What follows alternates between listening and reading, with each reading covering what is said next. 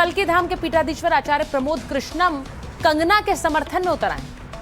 उन्होंने कंगना का बचाव किया और उन्हें भारत की बेटी बता दिया और लिखा कि कंगना भारत माता को गाली देने वालों का समर्थन कैसे कर सकती हैं।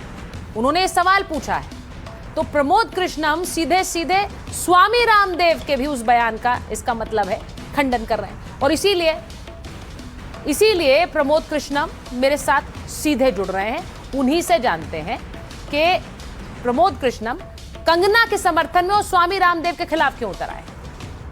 आचार्य जी बहुत बहुत स्वागत आपका एनडीटीवी इंडिया पर। आपने देखा स्वामी रामदेव के एक बयान से, कंगना रनौत पर दिए बयान से एक द्वंद्व छिड़ गया। आपने सीधे अपना मत उस पर रखा और कंगना को भारत की बेटी कहा है। आपको लगता है कि कंगना रनौत ने जो कहा सही कहा था?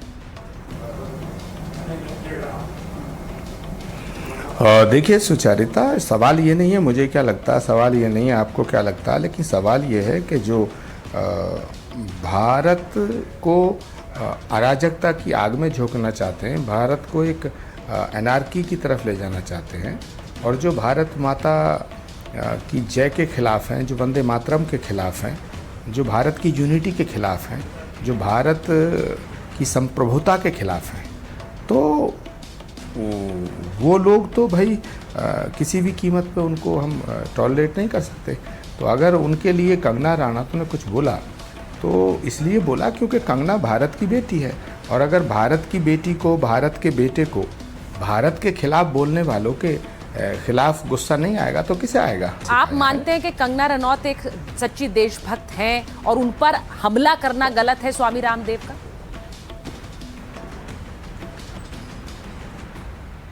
देखिए, कंगना की देशभक्ति पे संदेह नहीं किया जा सकता है, ना किसी को करना चाहिए, क्योंकि हमारे शास्त्रों में एक सूत्र है, प्रत्यक्षम किम प्रमाणम। प्रत्यक्ष को प्रमाण की आवश्यकता नहीं होती है, ये स्वतः प्रमाणित है। कंगना रनौत ने क्या कहा कि जो लोग इस देश को एनार्की की तरफ ले जाना चाहते हैं और विदेशी पैसे से जिनके मूवमेंट चल रहे हैं, जो भारत के प्रधानमंत्री को सरेआम गाली दे रहे हैं, जिनका स्टूडेंट से कोई लेना देना नहीं है।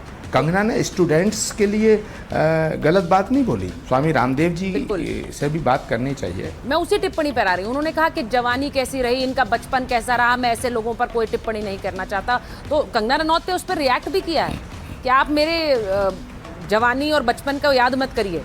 उन्होंने भी जवाब दिया, लेकिन स्वामी रामदेव ने ऐसा क्यों कहा होगा? आपको लगता है उन्होंने गलत कहा? देखिए, मैं पूज्य स्वामी रामदेव जी का बड़ा सम्मान करता हूँ।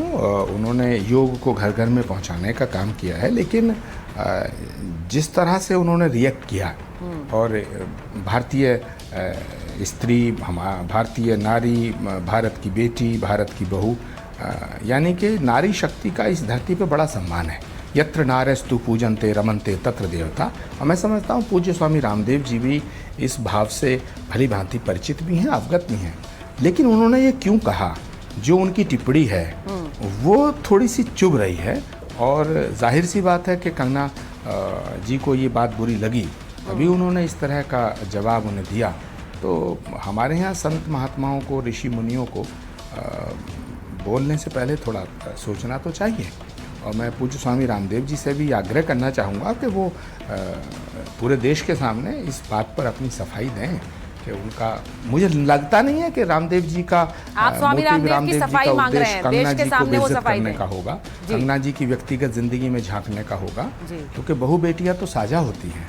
लेकिन जो बात स्वामी रामदेव जी ने कही है वो थोड़ी सी नागवार तो गुजर रही है। आचार्य जी, मैं आपसे पूछूंगी, वंदे मातरम को लेकर कांग्रेस पार्टी कह रही है हम 2 ही छंद गाएंगे, जैसा कि 37 में तय किया था वैसा ही करेंगे, और इधर बीजेपी कह रही है ये तो मुस्लिम लीग वाली सोच है जिसे आज भी कांग्रेस बरकरार रख रही है। आपको लगता है ऐसा है?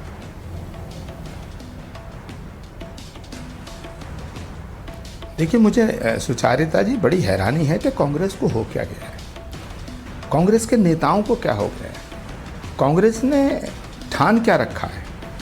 क्या कांग्रेस मोहम्मद अली जिन्ना के रास्ते पे चलना चाहती है? तो जो काम 1937 में मुस्लिम लीग के दबाव में किया गया वही काम कांग्रेस वर्किंग कमेटी ने किया है। और वंदे मातरम सिर्फ वंदे मातरम का अपमान नहीं है, ये गीत का अपमान नहीं है, ये पूरे भारत का अपमान है, क्योंकि वंदे मातरम भारत की अस्मिता और अस्तित्व का तराना है। वंदे मातरम को आप ना गाएं, वंदे मातरम के 2 पहरे गाएं, वंदे मातरम बिल्कुल ना गाएं। मैं ये आपके चैनल से ये मांग करना चाहता हूं भारत के यशस्वी प्रधानमंत्री नरेंद्र मोदी जी से और भारत के गृह मंत्री जी से कि कांग्रेस वर्किंग कमेटी ने खुल्लम खुल्ला भारत के संविधान की धज्जियां उड़ाने का काम किया है। हाँ, तो क्या क्योंकि जो वंदे मातरम को सम्मान 80 साल बाद दिया गया, वो एक कानून बनाया गया, एक एक्ट लाया गया, उसकी धज्जियां उड़ाई गई हैं।